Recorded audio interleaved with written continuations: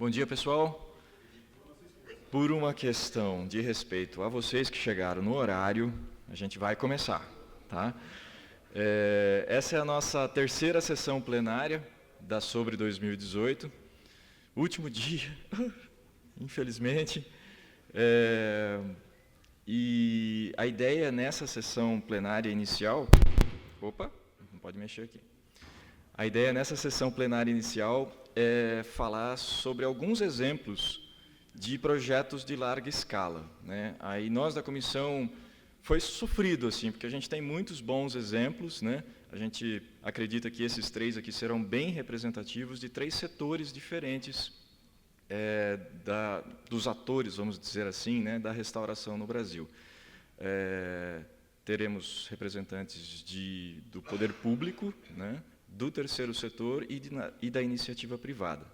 Então, a ideia, como nas plenárias anteriores, é cada um fazer a sua exposição entre 15 a 20 minutos, tá? E a gente vai ter um pequeno quebra de protocolozinho aí que não estava previsto. No final da apresentação deles, a gente vai dar uns 10 minutinhos para a Janaína Rocha, do Serviço Florestal Brasileiro, que ela quer passar um recado também para vocês de algumas iniciativas que o Serviço Florestal Brasileiro vem tomando a frente ou estimulando as parcerias justamente nessa temática de ganho de escala na restauração. E como a gente já vem falando desde o primeiro dia, quando a gente fala de ganho de escala, não é só ganho de escala em área, né?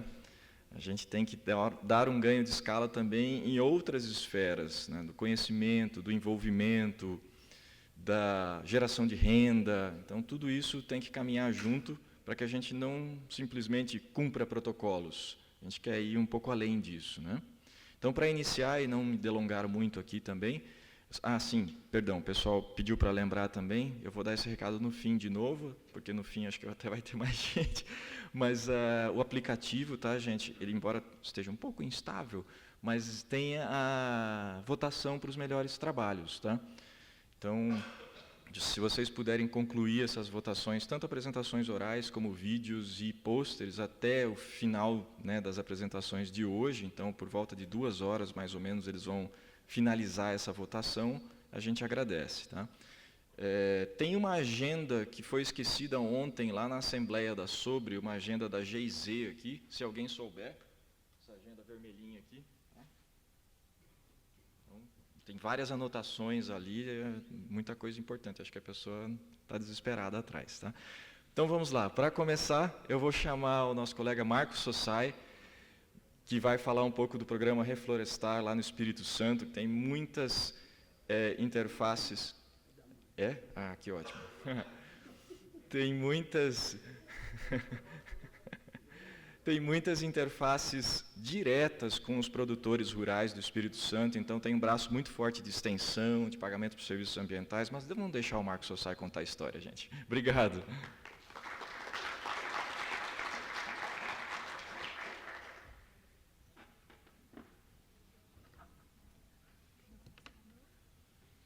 Já está ali já?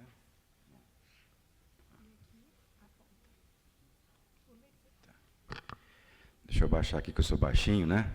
Então tem que me adaptar aqui. Pessoal, bom dia. Estou vendo que muitos aí foram conhecer a Noite Mineira, né? Mas daqui a pouco a turma vai chegando. Eu vou tentar aqui rapidamente passar para vocês um pouquinho do que a gente faz no Espírito Santo. O tempo é curto, né? Mas a gente vai tentar fazer isso bem rapidamente. O nosso programa, eu começo aqui... Bom, primeiro eu quero agradecer ao Ingo pelo convite, tá? Estou aqui correndo para aproveitar o tempo, mas eu quero agradecer a oportunidade. Sempre bom a gente estar dividindo com vocês um pouco do nosso trabalho.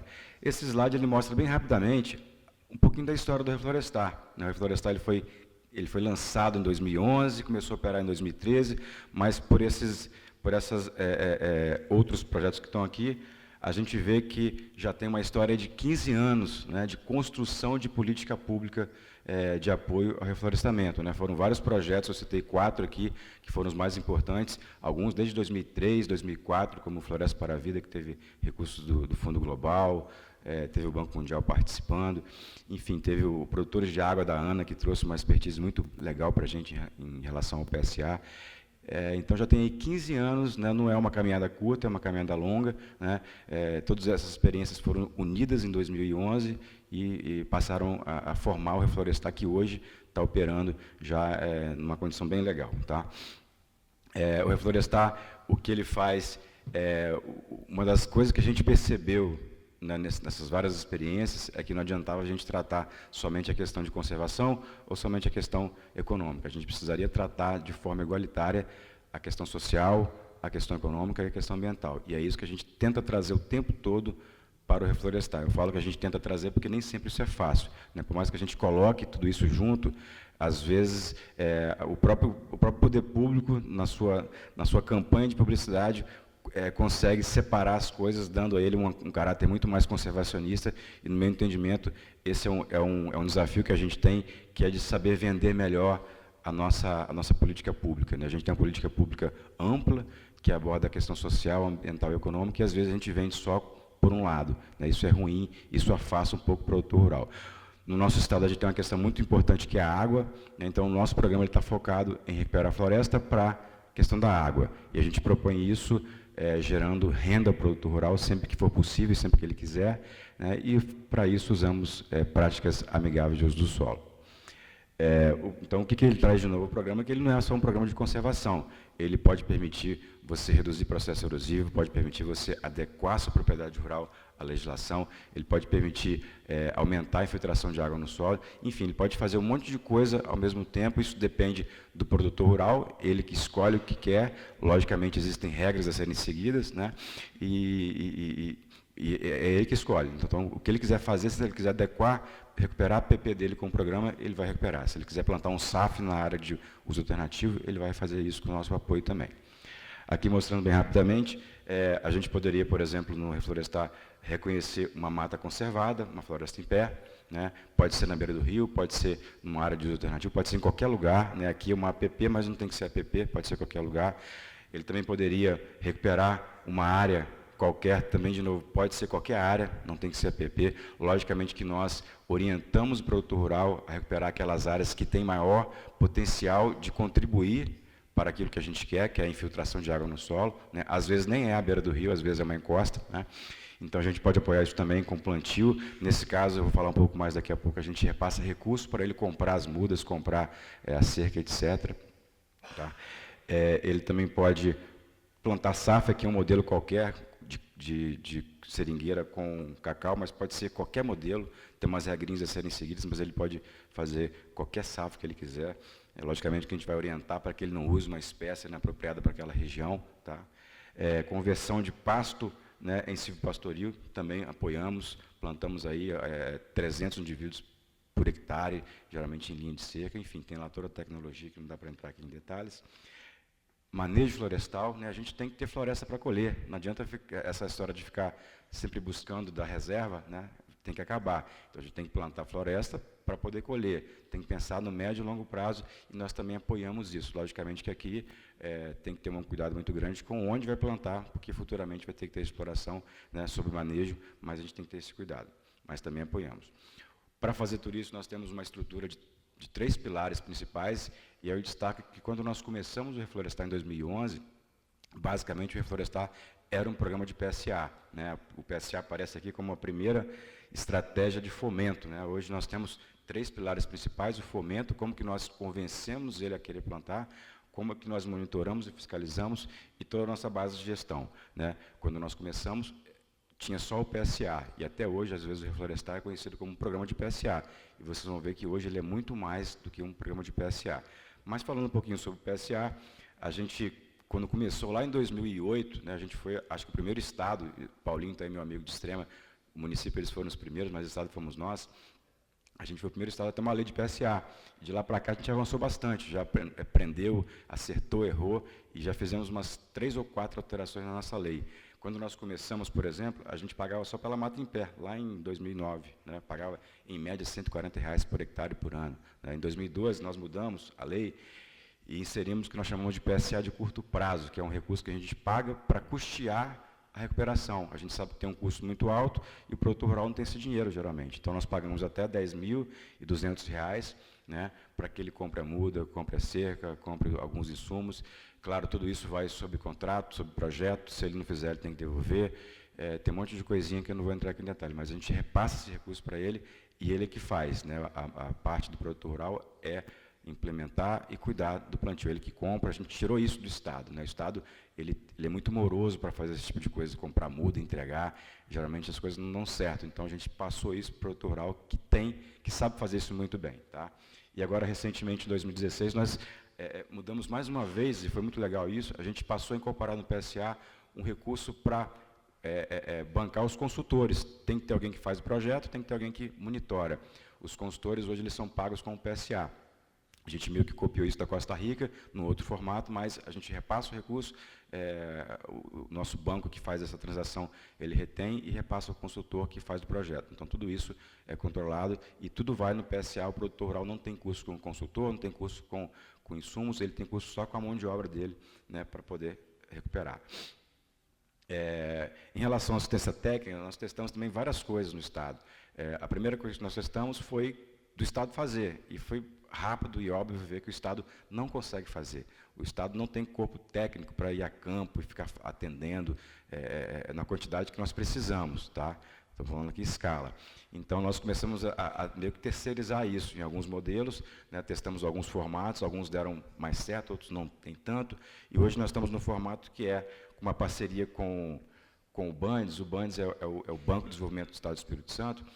Essa figurinha aqui, pessoal, ele mostra o ciclo de funcionamento do programa Reflorestar. Basicamente, essa parte de baixo é onde faz projeto, faz os pagamentos para os serviços ambientais que viabilizam os plantios, e aqui é a parte de monitoramento, né? Então, hoje, quem faz tudo isso aqui, que é a parte de campo, são consultores credenciados junto ao BANDES, que é o Banco de Desenvolvimento do Estado, né?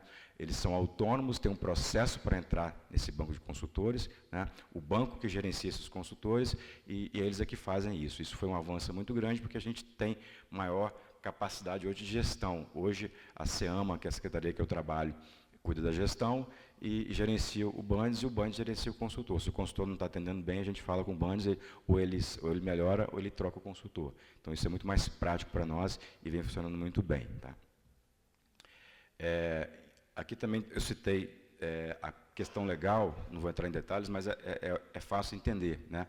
A gente apoia práticas que geram renda e tem que ter segurança jurídica para o produtor rural colher, né, aqueles produtos da floresta que ele pode vir a colher no futuro, né? E a questão de negócios florestais, da mesma forma, né, ele tem que ter segurança que vai conseguir vender, né, a pimenta rosa, que vai conseguir vender o fruto do açaí, do jussara, enfim, qualquer produto que a gente orienta ele a plantar, a gente tem que ver se a cadeia de negócios ela existe. Para isso aí, você está aqui dois trabalhos que nós fizemos, um deles com apoio da TNC, que é o Plano Estratégico da Cadeia da Restauração Florestal, né? Isso foi feito em 2015 e foi até publicado no IPF em 2016, uma publicação bem robusta, e vai sair agora, no início do ano que vem, um manualzinho bem mais prático, uma linguagem muito mais palatável, com esse plano, né? Então, esse plano trouxe aí vários caminhos a seguir, né? A gente colocou, por exemplo, a visão do programa Reflorestar, que é bem ousada, eu reconheço, mas o que a gente busca é isso. A nossa visão em relação a negócios florestais é tornar o Espírito Santo referência nacional em negócios florestais sustentáveis, tá? E a gente vai buscar isso com toda a nossa força, a gente tem feito isso um grande esforço para isso.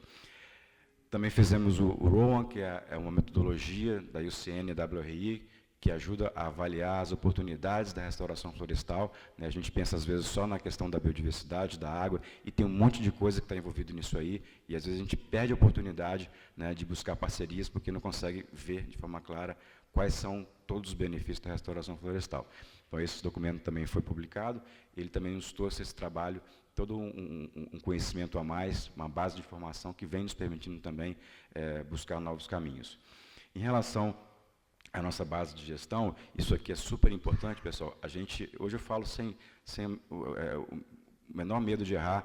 Se a gente não tivesse investido em gestão, a gente não teria chegado, a gente não teria nem saído do lugar, né? Basicamente, nós fizemos aqui, lá em 2011, nós fizemos um plano estratégico, né? A Vale nos apoiou, contratando a Accenture. A Accenture é uma empresa multinacional de planejamento estratégico. Ficamos lá com eles 6 meses, né, trabalhando intensamente para sair com um plano estratégico. Fizemos também um business case, né, que é um documento que tem todos os custos né, que envolve a restauração florestal no modelo pensado para o Espírito Santo. Então, cada grampo da cerca está lá detalhado e com custo colocado. Então, isso aí foi feito lá em 2011, em seguida, em 2013, com o apoio também da TNC, a gente construiu um portal online, que tudo que acontece hoje no nosso programa está online. Se eu pegar meu celular aqui, eu consigo ver a propriedade rural, se algum produtor rural entrou no cadastro agora, se o consultor subiu com o relatório, eu consigo ver isso em qualquer lugar por esse portal. Tudo acontece dentro do portal, isso nos dá uma capacidade enorme, né, de gerenciamento. E lá atrás, quando nós pensamos e quando fomos desafiados pelo então governador a criar um programa dessa escala, a gente logo viu que trabalhar com planilha de Excel não seria o caminho correto, né? Não teria como fazer, gerenciar tanta coisa usando planilhas aí, de Excel. E o Bandes, que já citei para vocês, o Bandes é o banco que faz toda a parte financeira do programa hoje e a parte técnica, né? Tudo isso sob a nossa coordenação, né? As regras quem coloca é a SEAMA, é a Secretaria, né, o Reflorestar, e o Bandes, ele executa isso, né? Todo consultor que vai participar do programa, ele é capacitado pela minha equipe, né? 2, 3 dias, inclusive campo, né? E a cada ano tem aí atualizações sobre isso. Aqui só para mostrar, né, a gente tem tudo que a gente tem hoje, tá? Isso aqui é uma interface do portal, né? Cada vermelhinho desse aqui é uma propriedade rural que o programa atende. Cada propriedade rural, a gente tem aqui as áreas, né? Verde aqui cada corzinha aqui é uma modalidade, SAF, recuperação por plantio total, enfim, a gente tem isso tudo mapeado, quando sobe um relatório, ele vai aparecer aqui, a gente pode olhar, então tudo isso está no nosso portal e isso nos dá uma capacidade bem grande de gestão. Com toda essa base que eu falei para vocês, a gente vem evoluindo dessa forma. Em 2013, quando nós começamos a operar, foram 34 atendimentos, 34 propriedades atendidas. Em 2014, nós triplicamos para 106, em 2015, 500 e pouco, quintuplicamos o ano anterior, e vamos bater esse ano com 1.000 atendimentos. Foram quase 800 no ano passado, e vão ser 1.000 esse ano. Quer dizer, vocês percebem aqui claramente que a gente está evoluindo ano a ano, e a gente deve estabilizar aqui em 1.000, porque 1.000 é um número para nós lá bem interessante. Tá? Para vocês terem ideia de números, né, cada produtor rural nosso que participa, em média, ele fornece de 2,5 a 3 hectares de área da sua propriedade rural para alguma modalidade de intervenção com plantio. Tá? Aqui não entra a floresta em pé, que é a conservação. Então, ou ele está destinando uma área para plantar mata nativa, ou para regeneração natural, ou para SAF. Aqui tem os percentuais de cada modalidade. A gente vê que, ainda hoje, a maior quantidade é para práticas conservacionistas. Eu entendo que isso tende a mudar, né, para práticas rentáveis, na medida que o produtor rural passa a confiar um pouco mais no Estado. O produtor rural, ele é muito desconfiado, ele acha que tem uma pegadinha ali, né, que a gente quer fazer ele plantar para depois tomar a área dele. Isso não é verdade, mas, enfim, a gente tem que passar por esse processo. Né? Então, entre 2,5 e 3 hectares. Então, só esse ano, por exemplo, serão quase 3.000 hectares mobilizados para começar a recuperação em alguma modalidade de restauração que a gente apoia. Em termos de investimento, cada propriedade rural recebe, em média, de R$24 mil ao longo de 5 anos. Né? A maior parte disso aí, que é R$18 mil, é em PSA, para comprar insumos, etc., etc. E o restante é taxa administrativa, imposto de renda que recolhe, algumas coisas desse tipo, e consultoria. Mas a maior parte vai para comprar insumos. Né? Esse ano, por exemplo, a gente deve fechar o ano com investimento executado de cerca de R$12 milhões. Foi isso ano passado e deve ser isso esse ano. Quer dizer, um volume bem satisfatório, né, ainda mais para um estado do tamanho do Espírito Santo. Aqui eu começo a fazer uma perguntinha. Né? Quer dizer, esse resultado que eu coloquei para vocês, isso é escala de restauração? Né? O nosso tema aqui é escala. Será que isso é escala de restauração? Né? Eu venho pensando nisso nos últimos anos aí. No meu entendimento, escala, esse conceito ele é muito variável, né? Depende de qual que é o horizonte que você está olhando. Né? Se você pensar em restauração ativa, que envolve todo um trabalho, produtor fazendo, etc., aquilo ali que a gente está fazendo, esses números são muito interessantes. Né? 1.000 propriedades por ano, 3.000 hectares por ano, é uma coisa bastante robusta. Mas será que isso é suficiente para poder buscar alcançar as metas que a gente tem de acabar com o passivo? Né? Se for pensar por esse lado, certamente não. A gente vai demorar aí, talvez 100 anos para conseguir fazer tudo o que tem. Né? Mas, ao mesmo tempo, aquilo que eu mostrei para vocês aqui é o que dá para fazer no nosso estado. Né? O recurso que a gente tem é esse, Não dá para fazer mais que isso, né? Então, a gente, para nós, em termos de restauração ativa, por meio do PSA, no nosso entendimento, nós alcançamos a escala desejada para o nosso caso. Tá? Então, para nós, isso aqui é escala. Tá? A outra pergunta que eu faço para vocês, a provocação é, a gente pode pensar em ganho de escala, uma outra visão, uma outra amplitude, usando outra estratégia?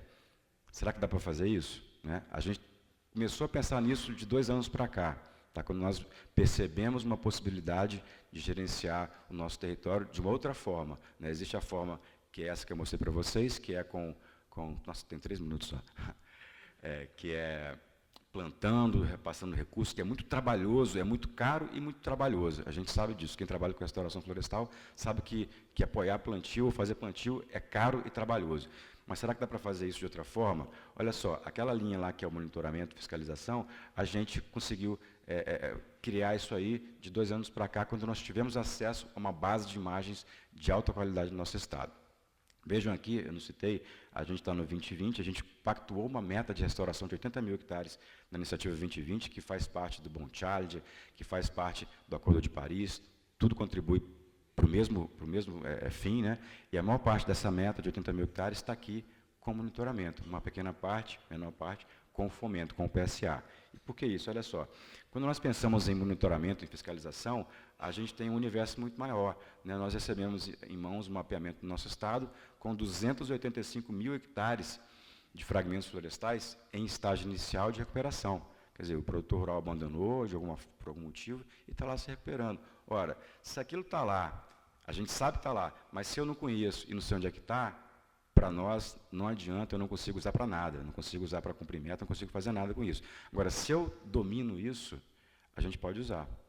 A gente pode controlar e pode potencializar, aumentar as chances de chegar, de fazer com que aqueles 285 mil hectares ali, que a maior parte continue se estabelecendo e se convertam em estágios mais avançados e realmente se tornem florestas, né, estabelecidas. Como que a gente está fazendo isso? A gente está monitorando, estabelecemos uma amostragem aleatória, 5%, né, de todos os fragmentos por classe de tamanho, a maior parte dos fragmentos são pequenos, então fazemos por classe para não ter uma variação. Né, tudo isso está mapeado e a cada ano ou a cada 2 anos a gente vai pegar novas imagens de todo o estado. Né, a gente está com imagem hoje de escala de 1 para 10 mil, que pode chegar a 1 para 1000, resolução de meio metro ou menos, se eu não me engano. A gente vai fazer isso a cada ano, né, para poder monitorar. E olha só que legal, a gente também consegue ver se esses fragmentos eles estão mais ou menos protegidos pela lei. A gente vê, por exemplo, que 65 mil hectares desse total aqui está em beira de rio em até 5 metros.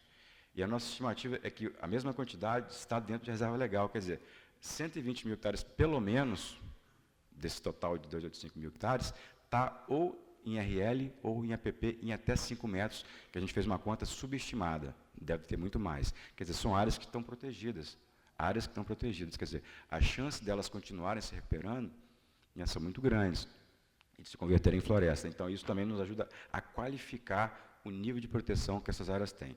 Bom, dito isso, já falei, a gente quer a cada ano ou a cada 2 anos atualizar o banco de imagens. Aí vem a pergunta, isso é muito caro. Eu fiz aqui uma continha para vocês, ó. Cada banco de imagem desses aí custa em torno de 600 mil reais. Hoje tem plataformas aí de satélites que você compra isso online, né, de resolução muito boa, né, custa na faixa, para o Espírito Santo, custa 600 mil reais. Já é para eu concluir aqui, vou concluir. Então, olha só, se eu pegar aqueles 120 mil hectares aqui, vamos fazer continha aqui, ó, 600 mil reais, se eu colocar em 10 anos fazendo monitoramento com imagens a cada ano, eu vou ter um custo de R$5 por hectare por ano ou de R$50 por hectare em 10 anos. Isso não é caro, isso é muito barato. Quer dizer, comprar imagem todo ano, claro que aqui tem custo de software, de pessoal, mas isso não vai aumentar muita coisa não, né? Vai aumentar talvez para R$70. Né? Continua sendo muito barato trabalhar com monitoramento, fiscalização de fragmentos que estão se recuperando. Daí, quando você faz isso e lança isso na mídia, o produtor rural ele vê e fica intimidado, a gente sabe disso. Né? Quando você coloca isso na mídia, se ele estava pensando em fazer uma coisa errada, ele repensa. Então, você aumenta muito a chance daqueles fragmentos se perpetuarem só de fazer isso e de colocar isso como mídia. Pessoal, isso aqui é só um recado, é muita coisa, eu poderia falar aqui, sei lá, 3 horas sem parar, então espero que vocês tenham compreendido e vamos estar aqui à disposição para um debate. Obrigado, John.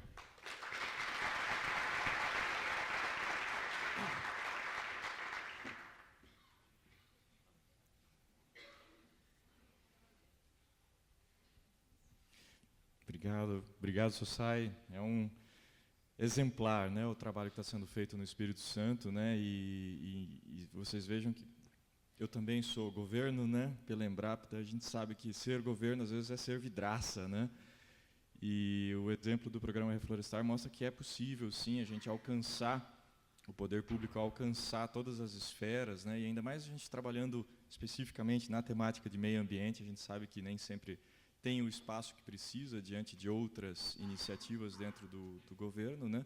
Mas o programa Reflorestar está aí para mostrar que é possível com rigor, né, com gestão, que é algo que o Sossai comentou que é muito importante, sem o que a gente não teria nem saído, eles nem teriam saído do lugar, né?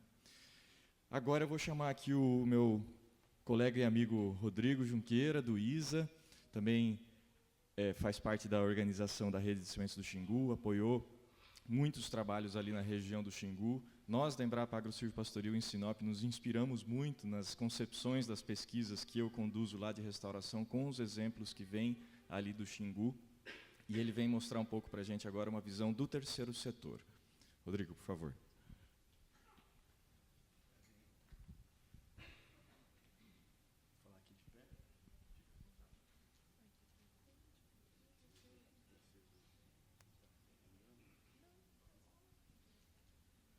Bom dia a todos e a todas. Satisfação estar aqui e falar um pouco com vocês sobre a nossa experiência lá na região do Xingu. A gente tem muito orgulho desse trabalho, que envolve muitas mãos, muitas pessoas que estão aqui nessa sala, que vão chegar, fazem parte dessa história, né? E para quem não conhece o nosso Xingu, ela é uma subbacia da Amazônia, estamos falando de 51 milhões de hectares, né, 21 terras indígenas, 9 unidades de conservação, são 27 milhões de hectares, né, de o que a gente gosta de chamar de corredor de diversidade socioambiental, que reúne 24 povos indígenas. É uma diversidade gigante, né? Mas a gente vai falar agora um pouquinho mais dessa parte que vocês estão vendo aí na tela, né, que são as cabeceiras do Xingu, né? A gente pode olhar um pouco como se deu esse processo de ocupação desse território, né? Nós, do Instituto Socioambiental, trabalhamos aí desde 94 com os nossos parceiros do Xingu, de dentro do Parque Indígena do Xingu, né? Aqui é o Parque Indígena do Xingu. E os nossos parceiros, diante dessa situação, olharam para a gente e disseram, bom, a cabeça do nosso Xingu está ficando doente, né? Vocês que são brancos, nos ajudem a amansar os seus parentes, né? Então, a gente não tinha nenhuma experiência com restauração, não sabia trabalhar com nada disso. E aí a gente aceitou um pouco esse desafio. E aí, em 2004, foi promovido o primeiro encontro nascentes do Xingu, no município de Canarana, ali num daqueles municípios, onde, pela primeira vez, indígenas, agricultores familiares, pesquisadores, representantes do poder público, fazendeiros, representantes de classe, sentaram numa mesa para ver o que era possível fazer junto, né? Todas as divergências que hoje, né, até acentuaram, mas naquele momento se viu que era necessário, né, ter uma campanha, que foi batizada de Catu Xingu, para proteger e recuperar as nascentes da bacia do Xingu. Porque a água não é algo importante só para os índios, mas para todo mundo que lá está.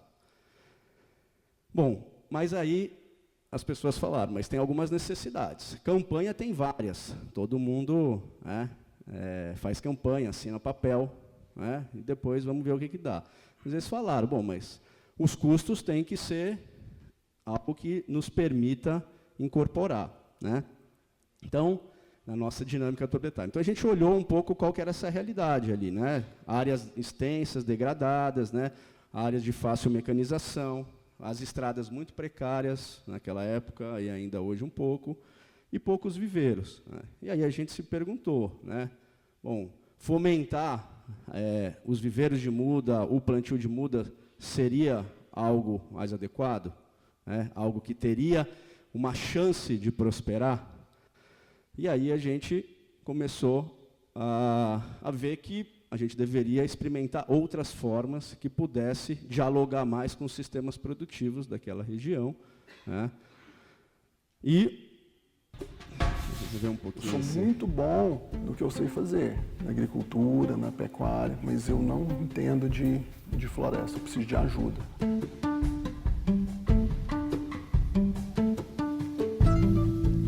Então eu preciso do ambientalista perto de mim. Eu não sei como é que eu vou coletar a semente.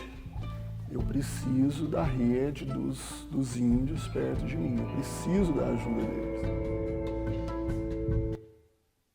Bom, e aí, né, esse encontro dos diferentes, daquilo que muitas pessoas acham que isso é impossível, que isso não é possível ser feito, com todos os desafios que estão corridos nisso, né, a gente começou a trabalhar o que hoje é batizado aí de muvuca, que pelo dicionário é um agrupamento ruidoso de pessoas que estão se divertindo, né. Mas a gente acredita que a gente faz mais do que isso, né. Essas são as sementes, né, que vão virar uma muvuca de sementes, né. Mas a gente também sabe que para que isso prosperasse, né, um princípio do que a gente acredita e cada vez mais é o sentido de pertencer a isso, né. Se a pessoa não pertence, se ela não sente-se parte de um processo, isso não vai acontecer. Então, para a gente, não existe muvuca de sementes se não tem muvuca de gente, né. Isso, a gente tem aprendido muito isso. E aí, para a gente fornecer essas sementes e essas pessoas para fazer isso, nasce a rede de sementes do Xingu, né, que tem alguns princípios que a gente vem trabalhando, né, essa questão da permanência e da territorialização, né, as pessoas falam, mas por que é só no Xingu? Por que não são em outros lugares? Porque a gente precisa, né, enraizar essa nossa ação, né. Um passo de cada vez. Muitas vezes as pessoas falam, mas vocês imaginavam que vocês iam chegar onde vocês chegaram? Não, a gente não imaginava. Mas se a gente esperasse, se a gente já tivesse essa definição prévia, provavelmente a gente não teria nem começado a caminhar. Um processo, né, incremental, né, é uma intervenção incremental socioambiental que a gente vai dando um passo também de cada vez rumo a essa profissionalização dessa atividade, né. E isso, para que isso aconteça, a gente precisou e precisa de muita confiança entre os parceiros que estão estabelecidos, né, com acordos e pactuações a todo momento, que vai muito além do que um termo de parceria escrito só no papel, isso é construído no dia a dia, estabelecendo essa conectividade entre as pessoas e valorizando, acima de tudo, a diversidade de atores que estão nesse território, né. E, para isso, girar essa roda, né, essa rede de sementes, ela trabalha organizando a oferta e a demanda, né. Se tem pessoas, só vão ter pessoas ofertando sementes se tem pessoas que querem comprar sementes, né. Então, existe todo um arranjo que foi construído ao longo do tempo, que organiza a demanda com a oferta e com esse gesto sendo estabelecido para que o coletor saiba o que ele vai ter que coletar com garantia de compra. Com isso firmado, ele vai para a mata, né, e vai fazer o seu trabalho. E aí, eu queria também quebrar o protocolo aqui, e a gente tem falado aí, né, em vários momentos, que está faltando aqui o produtor, está faltando aqui o coletor. Então, eu queria chamar aqui, para falar 3 minutos para vocês, a Rutimara, que é elo, produtora, agricultora familiar e coletora da Rede Sementes do Xingu, que está aqui para falar um pouquinho para vocês o que significa participar disso.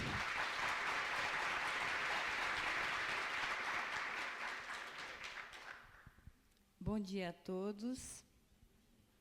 Meu nome é Rutimara, sou coletora de semente da Rede de Sementes do Xingu. Trouxe até aqui uma colinha. eu me sinto uma pessoa privilegiada por participar da rede de sementes do Xingu, porque a rede de sementes Xingu, há 10 anos, ela está dando certo. Então, eu fazer parte de algo que está dando certo há tanto tempo, eu sinto e acredito que esses 520 coletores também sentem que eles estão fazendo o que é correto, né? Que é estar participando ou proporcionando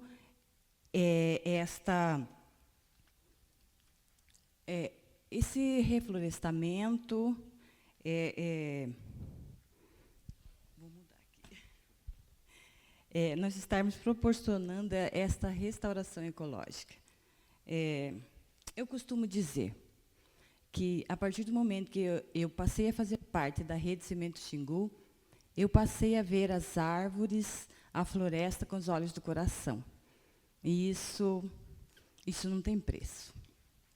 É muito gratificante.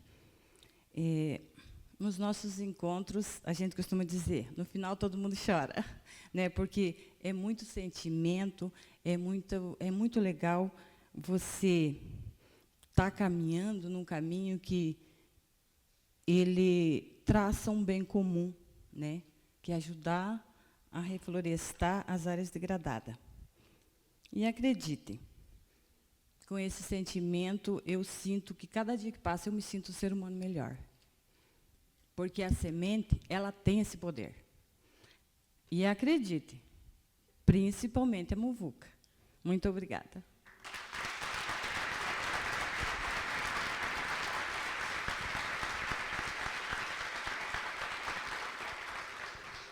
Obrigado, Rutimara. Rutimara é uma das 584 coletoras que fazem parte dessa história, né? E que faz essa roda girar, né? De uma maneira, com gestão, com organização, e para conseguir fornecer uma semente de qualidade para essa restauração do futuro, né? Mas não foi um caminho fácil, né? Vocês podem imaginar, isso aí não estava construído. A gente tem inúmeras histórias, né, que estão colocadas aí, de coisas que deram errado, de momentos que a gente achava que não ia para frente, né? Mas a gente tem conseguido superar isso em cima desses princípios que a gente vem trabalhando.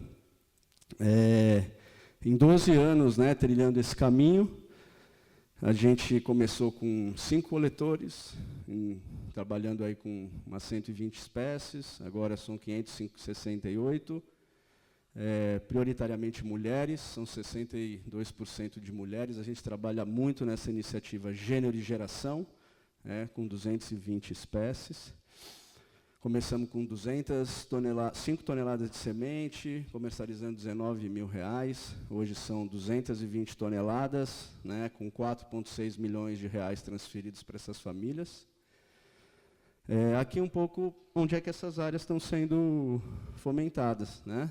Aí cada dessa árvorezinha tem uma história, cada dessa árvorezinha tem um arranjo estabelecido. É um conjunto de parceiros que estão fazendo isso, né, com áreas de sucesso, áreas de insucesso, mas com muito aprendizado envolvido nisso. No começo a gente começou aí 59 hectares em 2007, hoje essa estratégia já vem fomentando aí quase 6 mil hectares. O Sossai estava me falando, pô, a gente sempre é meio cogitado, né, meio questionado. A gente olha aquele mapa das cabeceiras e fala, porra, mas 6 mil hectares parece uma piada, né? Aí as pessoas falam, mas quanto que você já fez? Né? Não, a gente não fez nada. A gente quer fazer logo 1000. Né? Bom, mas você não fez nada e você quer fazer 1000. Né? A gente recorrentemente recebe essas provocações e essa demanda. E a gente vai mostrando que, sobretudo, se tratando de restauração e desses arranjos complexos, né, a gente precisa aprender com pouco, né, com muita pesquisa aplicada, com muito conhecimento local, para que a gente consiga caminhar de uma maneira mais firme.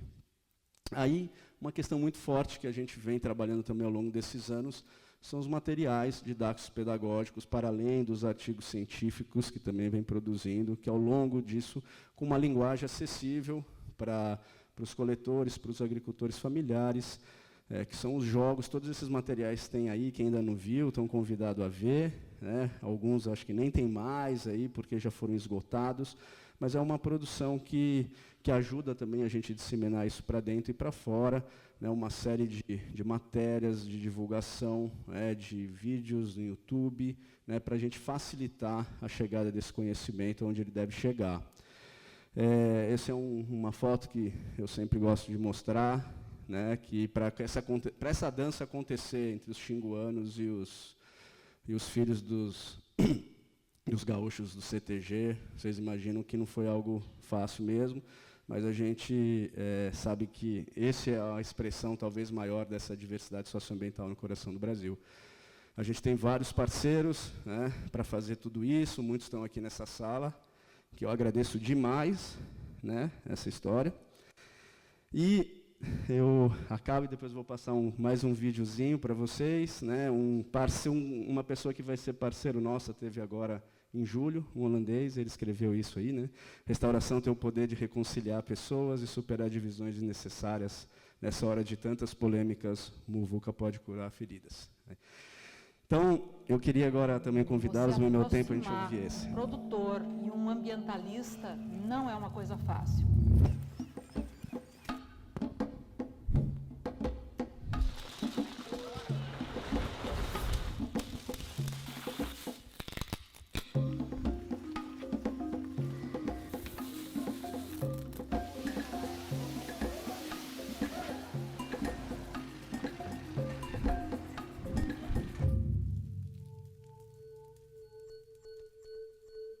Talvez a gente tenha descoberto um mecanismo para tentar colocar junto os setores que não se conversam. Nesse caso aqui, pela semente.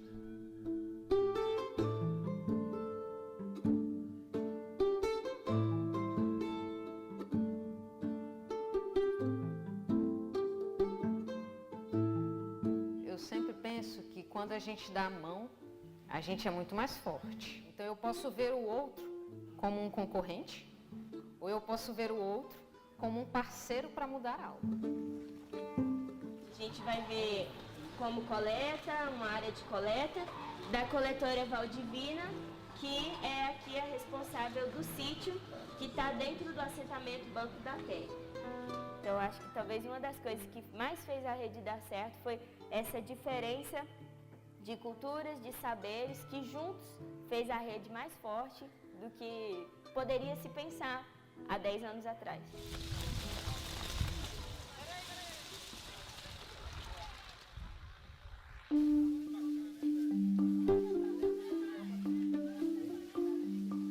Então a muvuca aparentemente é sinônimo de ser uma mistura qualquer de sementes, né? Mas na verdade a muvuca tem muita ciência ali. É inegável que a muvuca dá certo.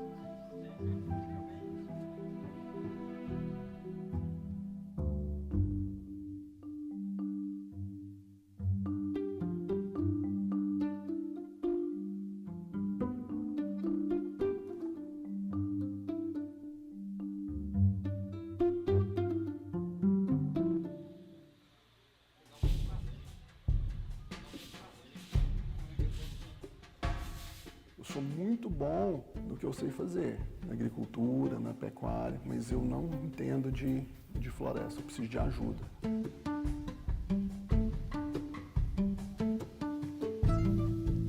Então eu preciso do ambientalista perto de mim. E eu não sei como é que eu vou coletar a semente. Eu preciso da rede dos índios perto de mim, eu preciso da ajuda deles.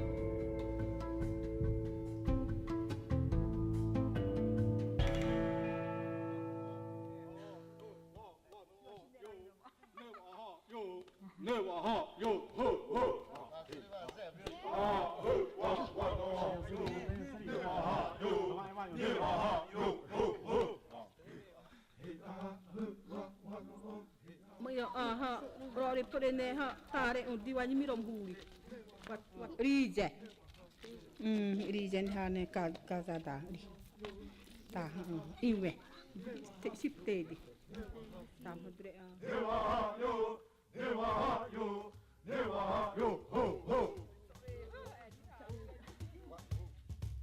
A natureza explica para nós que se a gente não cuidar, né, a semente pode desaparecer. A muvuca em si, para nós, ela tem demonstrado que ela não é simplesmente uma metodologia de um custo menor. Ela é uma metodologia que tem agregado muito valor e principalmente com essa questão participativa, né, de todos esses atores, né.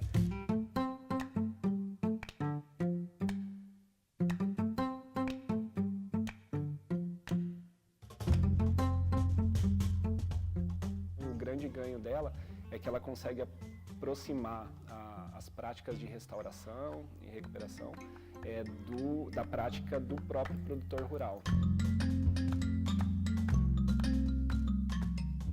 Talvez estejamos diante de um primeiro procedimento que pode ser bem sucedido para colocar na mesa e quebrar barreiras, quebrar medos, diferentes setores em prol de um objetivo único, que é restaurar os ecossistemas brasileiros, gerando oportunidades sociais.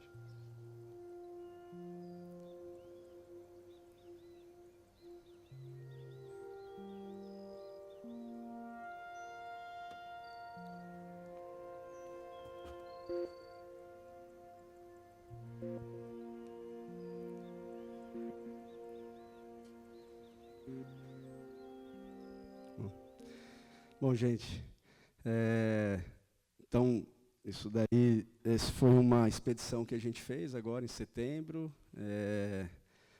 para que outras pessoas de vários lugares possam conhecer um pouco isso. A gente deve continuar fazendo isso de 2 em 2 anos. Quem está aqui tiver interesse em participar, são super bem convidados, super bem-vindos nessa história. Essa é essa caminhada, né, que a gente tem experimentado essa validação regional.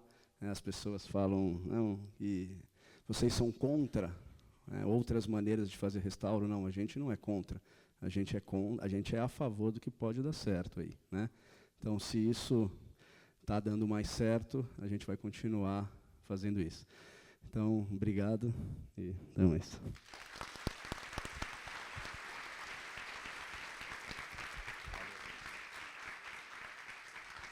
Valeu, Rodrigo. Eu conheço bem o trabalho lá e sei que tem um rigor e uma entrega muito grande, como a Ruth pôde mostrar aqui, e realmente é bastante tocante, assim, mas não é só tocante, eles têm uma organização muito boa. Imaginem lá naquela região entre o Xingu e o Araguaia. A gente estava falando que tem o exemplo do governo, né, que pode dar certo. Às vezes existem muitos vácuos aí da presença do poder público, que muitas vezes o terceiro setor acaba batendo no peito e chutando e vamos para frente, né? E eu sei que também tem algumas críticas que são feitas em relação ao método, né, em si, mas eu acho que fazem parte da construção, é natural que ocorram, tem que acontecer mesmo, mas como o Rodrigo falou, é mais uma opção, né? E essas parcerias vêm sendo tentadas, né, vem havendo aproximações. Por exemplo, a professora Fátima vem prestando um apoio gigantesco, né, a toda a organização e o rigor científico ali também. Eu confesso que eu até me sinto envergonhado que nós da Embrapa deveríamos estar um pouco mais juntos também. A gente estava no começo, mas coisas aí, enfim, né, de restrições nos impediram. Então a gente sabe da entrega deles lá na região, né? E um outro viés também disso é que, às vezes, falta uma visão, não só do poder público, uma participação maior do poder público, mas também do empresariado, da iniciativa privada. Muitas vezes falta uma visão um pouco maior dos empreendedores, né, e perceber esses nichos de mercado, que a geração de renda através de sementes, de toda a cadeia produtiva de restauração pode acontecer. E muitas vezes a iniciativa privada também é vidraça, né? E para mostrar que tem exemplos também dentro da iniciativa privada bem-sucedidos e com rigor técnico, científico, eu vou convidar agora o Rafael Fiorini, da CEMIG, para mostrar um exemplo aqui que acho que a maior parte da plateia aí é mineira. Vocês vão estar bem próximos aí e vão reconhecer o esforço da CEMIG, né, e as dificuldades também, né? Então, vou passar a palavra aqui. Obrigado. Valeu.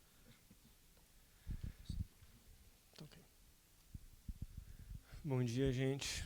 Eu sou Rafael, trabalho na CEMIG tem 13 anos e vou mostrar um pouco da experiência da gente na parte de restauração ecológica.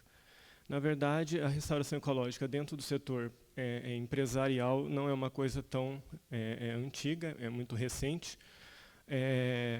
Por falar em ganho de escala, a gente usa no setor empresarial aquilo que dá um rendimento maior com custo menor. Então, as técnicas tradicionais de recuperação de área degradada é o que é o mote no setor empresarial. Então, o que eu vou mostrar aqui são o que a gente está fazendo fora da caixa, o que todo mundo faz, todo mundo conhece. Então, aquelas técnicas básicas de recuperar a área degradada, está mais do que salientado, não precisa a gente reforçar tanto. O que a gente vai mostrar aqui é o que a gente está tentando fazer para ganhar escala em qualidade nessas áreas que a gente recupera. Então, só para... Para onde que eu aponto?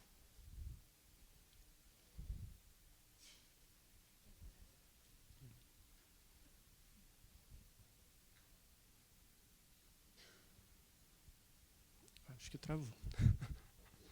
Aí, agora foi. Bom, então a gente, na empresa, é uma empresa que constrói grandes empreendimentos, então recuperar a área degradada está no nosso DNA desde o início das nossas operações. E até a década de 90, a recuperação de área degradada tinha um viés pura e simplesmente civil, ou seja, transformar áreas que foram exploradas numa área que volte a ter alguma aptidão econômica. Então, geralmente, era transformar uma área de empréstimo numa área de pastagem, uma área que foi desarborizada num bosque, mas não necessariamente com rigor ecológico. Simplesmente voltar a ter árvore onde não tinha. Então, o uso de espécie exótica era muito grande e o rigor com as técnicas ecológicas não existia. Então, a partir de 90, a CEMIG fez um convênio com a UFLA, para a gente começar a desenvolver técnicas para melhorar esse desempenho das nossas áreas em recuperação. Então, principalmente aqui em Minas, a gente tem muito pouco conhecimento de como produzir muda de espécie nativa, de como fazer os plantios, de como operacionalizar um viveiro em grande escala. Então, esse convênio teve o foco muito voltado para isso. Então, o nosso primeiro grande projeto foi na usina de Volta Grande, que era nossa até o ano passado e agora não é mais. A gente construiu o nosso maior viveiro, que tinha uma capacidade de produzir até 350 mil mudas de espécies nativas por ano. E para esse viveiro funcionar, a gente tinha também um laboratório de sementes muito bem desenvolvido aqui em Belo Horizonte, que distribuía sementes para todos os 3 viveiros que a gente tinha no estado. Esse viveiro funcionou até o ano passado. Foi o grande fornecedor de muda para todos os projetos que a gente desenvolveu nesse período. E o foco, que antes era uma coisa voluntária, que a CEMIG fazia por vontade própria, agora passou a ser oficializado dentro das nossas condicionantes ambientais com a regularização ambiental dos nossos empreendimentos. A maioria dos empreendimentos foram construídos anteriormente às leis ambientais, no nosso parque gerador. Então, a gente está passando pelo processo de regularização desses empreendimentos, obtendo as licenças de operação, e então tudo que a gente fazia de forma voluntária, agora a gente faz como obrigação. Então, perder um pouco desse caráter voluntário. Não sem perder o comprometimento e as atividades que a gente fazia. Então, hoje, o panorama atual, a gente cumpre condicionante e a gente realiza projetos de pesquisa para tentar melhorar o que a gente faz. E, para isso, a gente usa, então, o programa de P&D da ANEEL, onde uma parte da receita da CEMIG tem que ser obrigatoriamente voltada para fomento de pesquisa e desenvolvimento. Então, a gente alia esse caráter obrigatório de realizar pesquisa para chegar não só em desenvolver melhores equipamentos, melhores cabos, melhores transformadores, mas também para trazer ganho ambiental para as atividades que a gente desenvolve. Então, eu vou citar 3 trabalhos que a gente tem realizado, 2 já foram encerrados e 1 está começando. Esse projeto de P&D, a gente, quando construiu a usina de Irapé, que foi o slide inicial, ali, aquele vertedouro em túnel que foi construído, vocês viram o tamanho da escavação, aquele tanto de rocha cortada, então vocês imaginam, só naquele empreendimento são 100 hectares de áreas de recuperação, entre áreas de empréstimos e áreas de bota fora para fazer aquela obra. Então, uma dessas áreas, que foi a RPPN Fartura, foi uma fazenda que foi comprada para fazer reassentamento das pessoas que foram desalojadas pelo reservatório. E, dado o grau de conservação que existia na área, ela não virou um reassentamento, ela virou uma unidade de conservação. Só que dentro dessa unidade de conservação existiam áreas onde já havia sido feita muita exploração. Então, a gente acabou não querendo usar as técnicas convencionais de recuperação e contratamos, via a Universidade Federal lá do Vale do Jequitinhonha, em Mucuri, um projeto de pesquisa para fazer essa recuperação dessas áreas. Então, é uma reserva aí de 1.500 hectares, na região ali da Mata Atlântica do norte de Minas, uma região que essa feição da Mata Atlântica é pouco estudada, e foi um ganho, inclusive, nesse sentido, no município de Capelinha. Vocês vão perceber que, na verdade, ela está quase fora de Capelinha. O núcleo urbano mais próximo ali é a cidade de Aricanduva. E a gente estudou principalmente as interfaces, né, da floresta com a pastagem, o café e o interior, ali uma área de testemunho. Então, a gente tinha parcelas permanentes, a gente fez um registro da flora da Mata Atlântica do norte de Minas, aumentamos, né, o conhecimento nessa região, selecionamos matrizes para futuros projetos e caracterizamos os grupos funcionais. Bom, então, o projeto ficou mais focado então, nas espécies invasoras que dominavam ali em algumas áreas da estação, principalmente a samambaia, né, que é uma espécie exótica, que é difícil de retirar das áreas, e a gente testou muitas técnicas de como conseguir eliminar essa espécie para que, a partir da saída dela, a gente conseguisse fomentar, né, o retorno das espécies nativas, né, a restauração ecológica da área. Foi testado de tudo, desde fogo, produto químico, manejo físico de solo, e, bom, para essas áreas, aquela manutenção básica de 3 a 4 anos não funciona. Aí vão ter que ser 10 anos de intervenção, senão a mata não fica e a samambaia volta.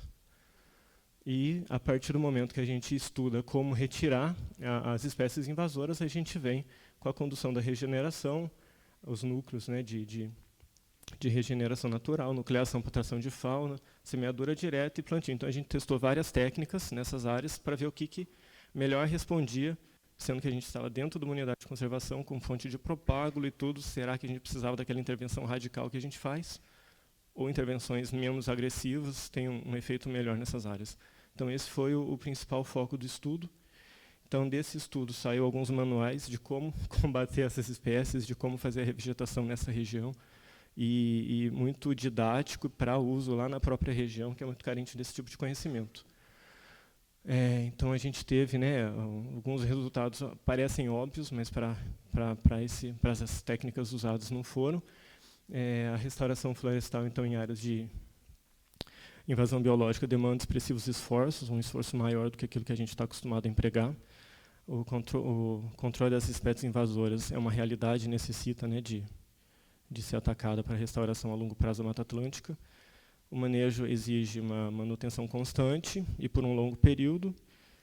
As técnicas de restauração florestal, quando utilizadas em áreas com grande abundância de propágulo, ela tem um resultado muito mais próximo do esperado do que em áreas que não têm. Opa! O que eu fiz aqui? Voltou. Bom, esse outro P&D foi feito exatamente em Volta Grande. O objetivo dele foi avaliar aquelas áreas onde a gente iniciou todos os nossos processos, como elas estavam 20 anos depois. Esse projeto foi realizado lá com a Universidade de Ouro Preto, com a professora Yasmine Antonini. Vou dar só uma pincelada, né, na metodologia dele, mas a gente concentrou em algumas áreas amostrais todas as coletas que a gente queria fazer. Então, no entorno do reservatório, né, porque esse projeto queria avaliar 20 anos de mata ciliar que a gente estava plantando nesse reservatório. Isso estava sendo efetivo para a conservação da área? A gente estava conseguindo atingir os objetivos que a gente queria? O que a gente precisa fazer para realmente melhorar o que a gente fazia e chegar nos objetivos? Faixa de 30 e 100 metros influencia na recuperação? ou o entorno, a matriz do entorno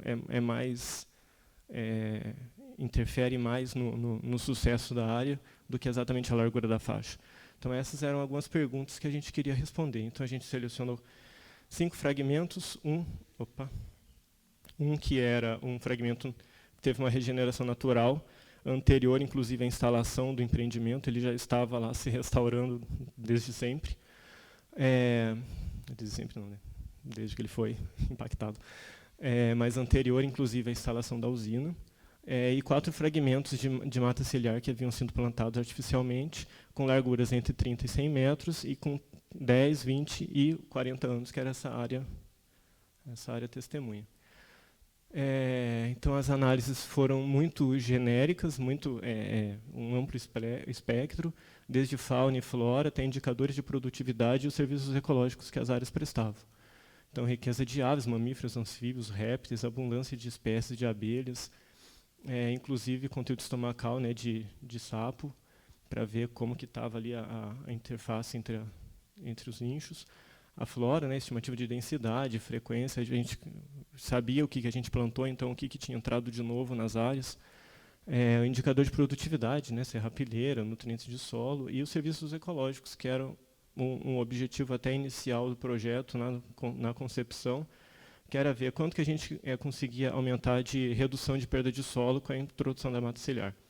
A polinização das áreas do entorno era favorecida, tinha dispersão de frutos e sementes, havia controle biológico das áreas do entorno, a produção de serrapilheira, sequestro de carbono e acúmulo de carbono eram significativos. E os principais resultados que a gente alcançou, então, é que essas matas elas exercem função importante na manutenção da fauna local. Aquela região ela era uma região de pastagem originalmente, e a cana entrou nos últimos 10 anos com muita força, então houve a substituição, né, do pasto pela cana. Então, o pasto ainda permite, né, um pouco da presença da fauna, e a cana ela é bem mais excludente nesse sentido, então essas aulas passaram a ser bolsões de refúgio para a fauna nessa região. A matriz do entorno apresenta uma importância maior do que a largura de faixa no fragmento para a conservação das espécies. A gente via que, às vezes, uma faixa de 30 metros, quando ela estava no entorno dela, havia plantios de seringueira, por exemplo, ela havia uma diversidade muito maior do que uma área de 100 metros na beira da rodovia ou ao lado de uma pastagem, exatamente pela entrada de fogo, entrada de outros animais, entrada de caçador e pescador. Então, o entorno, a matriz do entorno e a preocupação que a gente tem que ter na seleção das áreas onde a gente vai trabalhar é maior necessariamente do que a faixa que a gente vai trabalhar ou o tamanho do fragmento. A fauna de invertebrados de solo possui um alto nível de complexidade, contribuindo para a sua qualidade. Identificada várias espécies de abelhas com papel importante na polinização das plantas nativas. Importante dispersão de frutos e sementes pela fauna. A gente reconheceu muita espécie ali que a gente não tinha entrado com elas originalmente, mostrando que a presença da fauna realmente enriquece e que a gente tem que se preocupar com isso quando a gente faz a instalação dos plantios. Ocorrência de espécies chaves para a manutenção, né, das áreas, encontrar diversas espécies de animais que controlam insetos nas áreas agrícolas, a riqueza de diversidade, densidade, dominância e recoabilidade das espécies da flora encontradas são compatíveis com a riqueza de trechos naturais de floresta. Indicado uma alta produção de serrapilheiro, que é muito importante, né, para a manutenção da fauna do solo, ciclagem de nutrientes, alta capacidade das matas de retirarem carbono da atmosfera, redução da erosão. Isso foi muito palpável nas áreas de cana. A gente conseguia ver quanto de solo que ficava e quanto de solo que entrava no reservatório nas áreas de testemunha. Uma redução muito grande também que a gente percebeu na erosão por embate de onda no reservatório. Reservatórios muito largos, quem já teve oportunidade de ver um reservatório numa tempestade, numa chuva de vento, a altura das ondas que formam. Então, a gente tem, nesse reservatório particularmente, tinha um problema muito grande de erosão de margem por embate de onda, e nas áreas onde estavam as matas, esse problema era bem menor. E, por fim, a melhoria na qualidade da água. Nos trechos onde a mata estava preservada, a riqueza biológica no reservatório era muito maior do que nas áreas degradadas. E esse é um projeto novo que está começando agora esse ano, também com a professora Yasmine. O HE Embarcação ela foi construída na década de 70, então esse projeto vai ser, o alvo dele é o HE Embarcação, né, mais precisamente o PRAD, que forneceu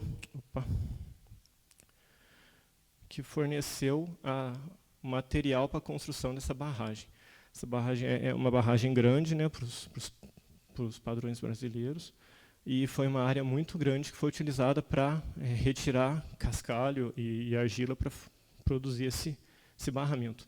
Então, lá na década de 78, quando foi feito essa área, 190 hectares foram explorados para retirar material para fazer essa barragem. Na época, foi feita uma recuperação básica, passou-se o trator, nivelou o terreno, jogou braquiara e vendeu para o produtor de volta para ele fazer pasto. Obviamente não deu certo, em menos de 10 anos a situação do local era essa, completamente descoberto de vegetação, e onde ainda existia um pouco de vegetação, a erosão destruindo o resto que restava. Então, foi até alvo do Ministério Público. Na década de 2000, a CEMIG comprou essa área de volta e gastou 1.600.000 na época para recuperar esse PRAD. Então, foi feito todo um trabalho de...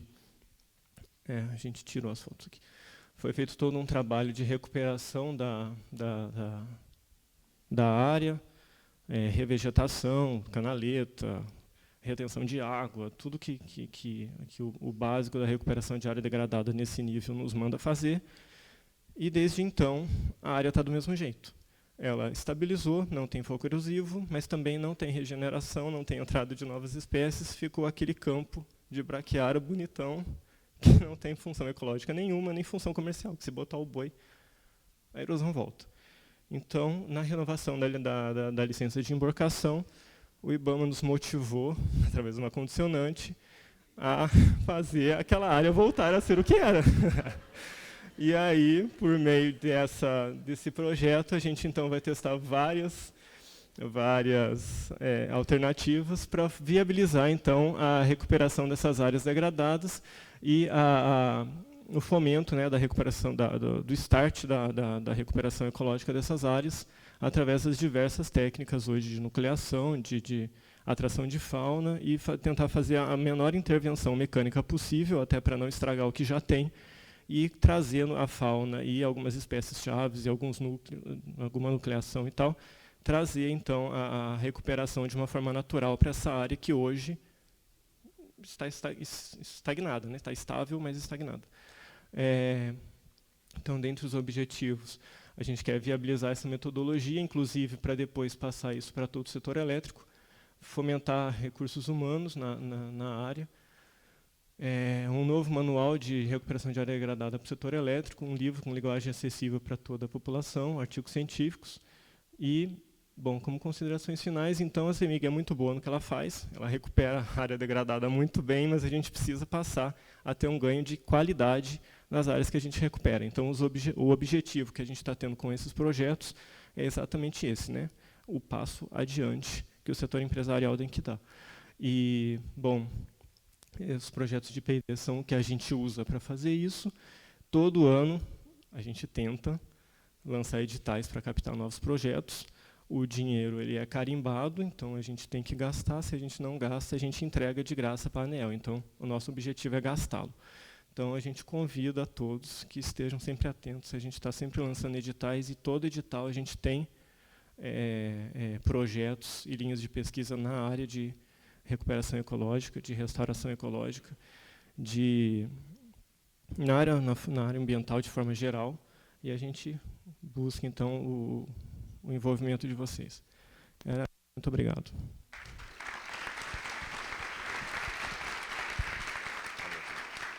Nem senta. Nem senta que eu já vou agora, então. Obrigado, Rafael. Vou convidar o Rodrigo e o Marcos Sossai. Cadê? Ah, está aqui. Para compor a mesa, para a gente abrir a sessão de perguntas, então.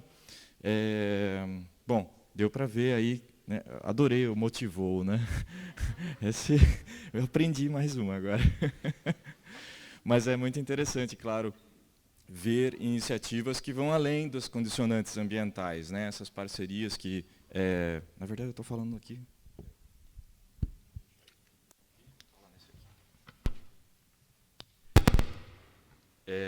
que vão, como eu estava dizendo, além das condicionantes ambientais, né? Então, essas parcerias e esses grandes empreendimentos proporcionam normalmente grandes áreas com possibilidades de desenvolvimento, né, de tecnologia, de ciência na área de restauração.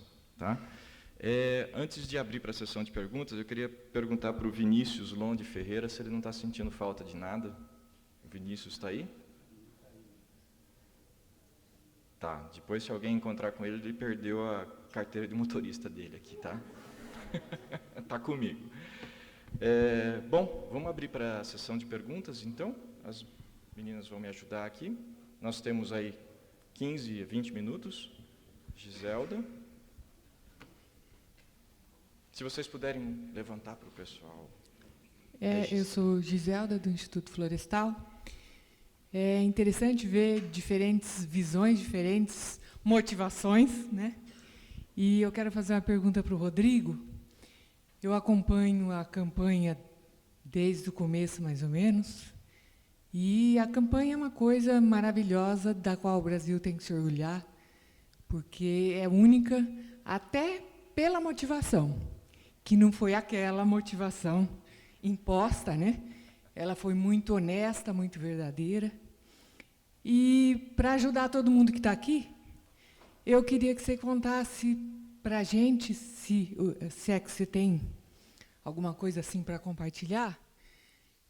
Vocês inovaram para fazer restauração em larga escala e trabalhando com a muvuca, né? E toda a técnica começa e vai aprendendo com os erros e vai se modificando ao longo do tempo. A gente produzia muda no torrão paulista de barro, hoje faz tubete e às vezes faz outras coisas mais modernas.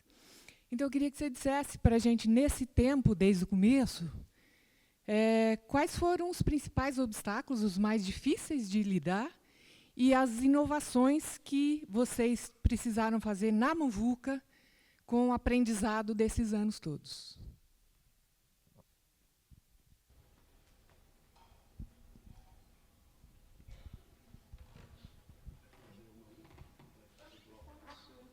Vocês preferem fazer bloco? Por mim? Pode ser. Vamos lá. Vamos fazer, então, um bloco de perguntas, mais 2 perguntas, então. Janaína, por favor. Ali, ela, lá no meio. Ali. Bom dia, Janaína, do Serviço Florestal Brasileiro. A gente tem visto, a pergunta é para os 3, na verdade, porque trabalham, né, na iniciativa privada, com produtores rurais, o Rodrigo muito próximo também lá dos povos e comunidades tradicionais.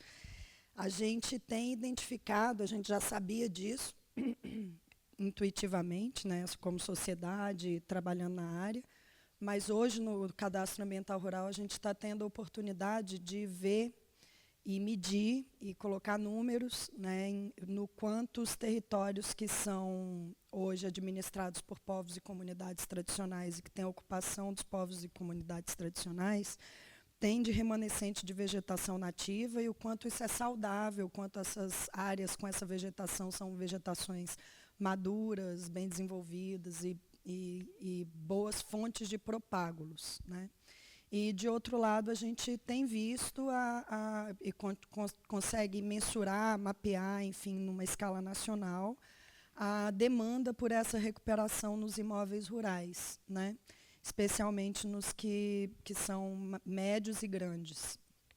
E eu queria que vocês comentassem um pouco assim, quais seriam os conselhos, vocês que estão aí há tanto tempo nessa ação, né, de conectar essa fonte de biodiversidade, fonte de propágulos saudáveis e essa experiência do outro, né, do lado dos agricultores, grandes produtores, quais seriam as dicas aí para atrair ambos públicos, né, em fornecer, juntar mesmo a demanda com a potencial oferta, para que a gente consiga aprimorar aí as atividades para essa próxima fase, que é o PRA.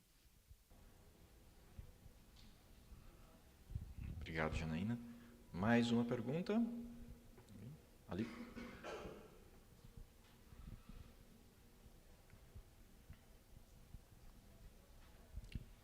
Bom dia a todos, parabenizo aí os palestrantes, excelentes apresentações. Sou o Pedro, sou engenheiro florestal lá da Rural do Rio. Queria perguntar para o Rodrigo, se eu não estou enganado, vocês estão fazendo algum trabalho também no Vale do Paraíba com a muvuca para áreas inclinadas, né? Então, queria saber um pouco de como está andando essa experiência. Acho que vocês estão usando o arado de boi, né? Então, queria ouvir um pouco mais dessa experiência. E também se, nessa experiência do Xingu, eu acho que sim, né? Vocês têm também um aproveitamento econômico, então vocês incluem espécies agrícolas também em algumas experiências. Queria saber um pouco a proporção disso, se realmente também é viável você trabalhar com espécies econômicas junto com a muvuca. Obrigado.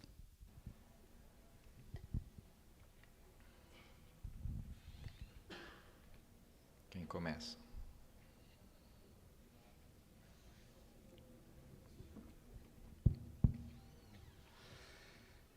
Giselda.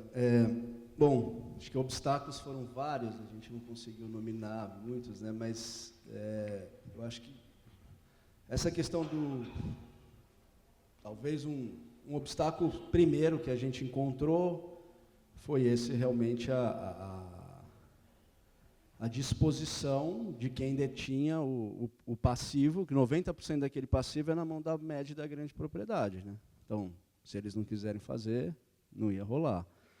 Então, eu acho que essa questão de aproximar, né, na onde que a gente ouviu, e tem os meninos aqui, a equipe está aqui, parte dela, de gente que não queria nem ouvir falar disso, quando você reconhece que o conhecimento que aquela propriedade tem, que aquele produtor tem, que aquele gerente da fazenda tem, isso é importante para ele promover essa restauração, né? Mas não é você que conhece a máquina, não é você que sabe regular uma plantadeira. O cara fala, mas isso vale? Não, isso é que vale, é você que sabe, isso eu não sei. Então, você vira a chave completamente. Então, se a gente não conseguir fazer isso nos processos, a chance de dar certo é muito pequena. A gente vai ficar colocando energia de todos os tipos, e aí chegando a custos absurdos. Claro que não é restaurar lá na Lua, que nem ele aqui, não, mas que você coloca. E a gente teve isso também. Quando a gente começou, a gente, vamos dizer, disponibilizava o pacote completo, né? Então, o cara não quer fazer. Então, é da semente, assistência técnica, cerca e todo o tipo que você quiser. A gente consegue observar agora que, nesses casos, a gente conta na mão os que deram certo deles. Eles acham que a reserva legal, que a PP, é nossa. E vocês devem ter exemplos desse. Quanta gente achar isso? Bom, quem que é? Não, aqui é do ISA, aqui é da Rede Sementes, aqui é do... Mas não é na sua propriedade. Não. Mas não foram eles que vieram aqui, não foram eles que deram a cerca. Não é? Então, isso parece uma coisa meio singela, né? Que o pessoal gosta, às vezes, de falar de maneira meio en passant, assim, a gente trabalha com sensibilização, engajamento. Cara, isso é chave. Se a gente não faz isso direito, que nem a gente coloca todo o esforço e energia no processo da produção e da implementação, não vai dar certo, ou a chance é menor. Então, a gente superou isso bastante, foi aprendendo e ainda está aprendendo muito, né? A gente tomou um tombo muito grande com a nova lei, né? Alguns gostam de chamar de novo Código Florestal, tomou um tombo grande, claro. Inclusive, eu particularmente, de várias pessoas que são meus amigos, alguns não são mais, de dizer, pô, eu não acreditei em você, você não falou que a PP não ia mudar. Então, isso foi muito difícil, foi um tombo. Se a gente olhar a curva também de sementes de produção de demanda, em 2011, 2012, caiu lá embaixo. Mas não, como é que, né, não sucumbiu? Não, ela ficou ameaçada de uma certa maneira. Mas existiam outros mecanismos, né, e a gente fala aí das diferentes motivações que cada um faz, né, que suportavam isso. Então, virar um pouco essa chave também foi uma coisa importante. Aí, para adiantar aqui, na outra, eu acho que o que a gente aprendeu, né, mais objetivamente, a questão das regulagens dos implementos, a questão do preparo do solo, que sem isso, né, as outras fases não vai para frente, a densidade das espécies, e aquilo também, né, que às vezes a gente às vezes criticado, né, essa coisa de isso é só porque é no Xingu, porque a semente é muito barata. Isso até é um mito que depois quem quer entender aí a gente mostra, abre toda essa conta. Ela não é tão barata como vocês imaginam, mas a gente tem um custo de transação muito menor do que a maior lugar. Mas que a gente, né, até provocado por as pesquisas que estão sendo feitas lá, porque tem espécies que realmente não precisa colocar na semeadura, em função de não ter nascimento. Então, eu acho que são essas. Em relação a, eu acho que da Janaína, eu já respondi aqui na minha, a pergunta do Pedro. Pedro, a gente está começando sim, né? A gente também era muito, ficar só no Xingu, isso só dá certo no Xingu. Não, né? Então o Edu, que está aí, que já falou ontem sobre isso numa mesa, a gente tem apoiado outras iniciativas, né? Ainda em caráter muito experimental, mas no Vale do Paraíba é realmente isso, em áreas muito declivosas, utilizando o carro de boi, né, o arado de boi, obviamente que são custos e realidades diferentes, mas não só lá no Vale do Paraíba, a gente tem buscado experimentar isso em diferentes outros lugares. A gente está até viabilizando alguns projetos para o que a gente tem chamado aí da popularização da muvuca e podendo ter, o que a Giselda ontem também falou, e eu ouvi muito bem, as validações regionais, né? A gente nunca vai conseguir uma validação nacional, acho que isso não tem. E em relação às espécies, né, a muvuca, as espécies agrícolas, elas entram, em alguns, na agricultura familiar, tem o sentido da agrofloresta, né? Nessas áreas mais amplas, isso entra mais mesmo como espécies na escala da sucessão. E na muvuca, muitas daquelas espécies ela tem valor econômico, sim, né? A gente está agora modelando e experimentando muvucas com diferentes finalidades. Então, a muvuca madeireira, a muvuca ecológica, né? Um pouco customizar isso com a necessidade que é colocada pela região, às vezes até pelo interlocutor que está colocado. Eu quero até aproveitar a pergunta da Giselda sobre um pouco sobre os obstáculos. Quando eu falei, está todo mundo chegando ainda, né, Ingo? No setor público, certamente, dos grandes obstáculos que a gente enfrenta é a continuidade, né? A gente está agora chegando em mais uma transição de governo, né, e seria falsidade a gente falar que não tem risco, né? O risco, toda vez que tem transição de governo, a gente tem um risco. Eu já vi várias ideias legais pararem, né? A gente às vezes ouve que não vai parar, mas bota na geladeira, né? E aos poucos vai definhando e a coisa vai acontecendo, né? Não é à toa que eu vejo aqui o meu amigo Paulinho está ali, já 20 anos, Paulinho, por aí, né?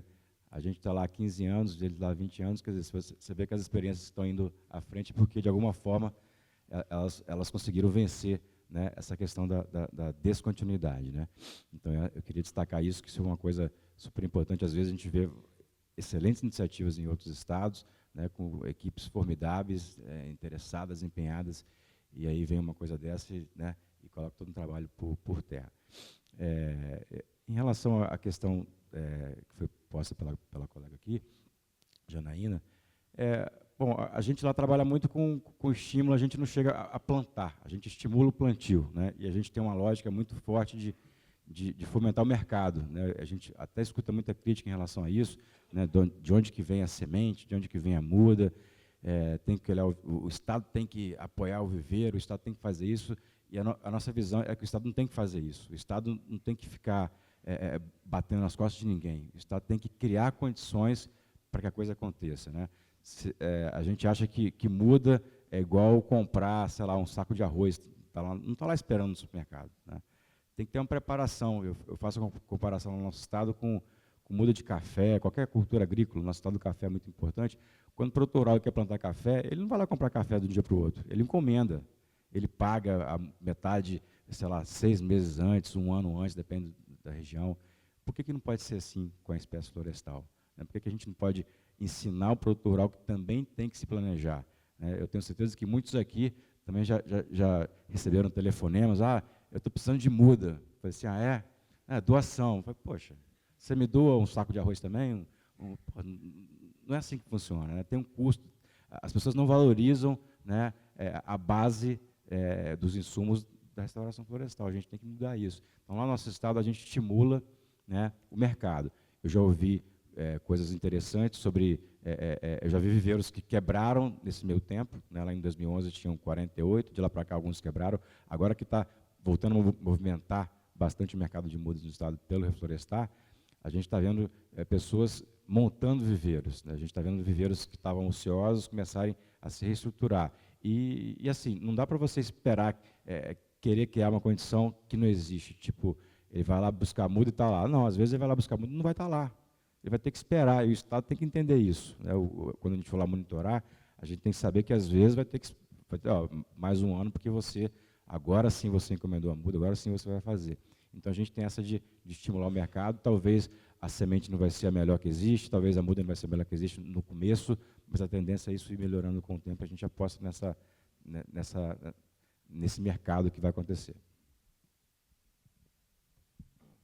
Só respondendo a Janaína aí também, a gente via, né, a crescente demanda da sociedade por muda. A gente nos nossos viveiros, no início, a maior parte da produção era absorvida pelos nossos programas, e ao longo do tempo a doação de mudas passou a ser muito mais importante do que os nossos próprios projetos.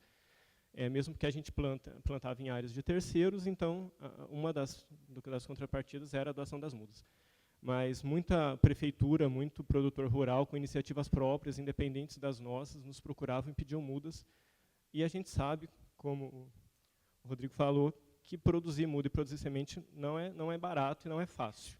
Então a gente tinha um laboratório com matrizes reconhecidas que a gente buscava, a gente fazia uma diversidade, nunca a gente buscava as mesmas matrizes todos os anos, para a gente ter uma diversidade genética naquilo que a gente estava plantando. E as nossas mudas tinham uma qualidade fitossanitária e de vigor muito boa, e sempre foram muito boas por isso. E sempre foram muito mais caras do que as mudas de mercado. O que aconteceu nos últimos anos é que, com essa reestruturação que teve no setor elétrico, a CEMIG acabou perdendo as usinas onde ela tinha os seus viveiros. Então, hoje, a CEMIG não está produzindo semente, a gente não está produzindo nem semente nem muda, a gente compra a muda no mercado. Esse trabalho que a gente fazia de doação, de fomento, a gente não faz mais. E a gente está vendo que os nossos reflorestamentos nos últimos anos caíram muito de qualidade. Então, eu acho assim, apesar de não ser função do Estado fomentar isso, mas é função do Estado fiscalizar. E muito me assusta a quantidade de viveiro, o preço das mudas e a qualidade com que a gente está fazendo os nossos projetos. Então, isso tem que ser agora reavaliado. A gente está, inclusive, reavaliando, reabrir algum viveiro para conseguir ter essa qualidade. Senão, a manutenção, que era para ser de 2 a 3 anos, a gente está levando 5, 6 para conseguir estabilizar uma mata. Então, é um ponto crítico que a gente está observando e que está sendo até um gargalo nos nossos projetos. E que, assim, fica um alerta aí para que isso seja revisto pelo Estado. Maravilha, gente. Infelizmente não vai dar para abrir para mais perguntas por conta do tempo. Eu agradeço, Rafael, Rodrigo, Sossai, as falas de vocês. Obrigado pelo respeito ao tempo de vocês. É raro. Muito obrigado por isso. E pelo conteúdo, obviamente, né? Então, acho que eles três ficarão aqui um tempo, sem quem tiver perguntas a eles. E 2 recadinhos, tá? Eu falei no começo, mas agora está mais cheia a plateia. Votem nos trabalhos, apresentações orais, pôsteres e vídeos. Assistam, claro, os de hoje na última sessão. E essas votações no aplicativo serão encerradas às 14 horas. E também, se, por favor, tiver algum representante da Golder Associates, né, um dos nossos patrocinadores, por favor, procure o João. Cadê João? Procure o João aqui, por favor, que a gente quer acertar alguns detalhes com vocês. Gente, muito obrigado, viu?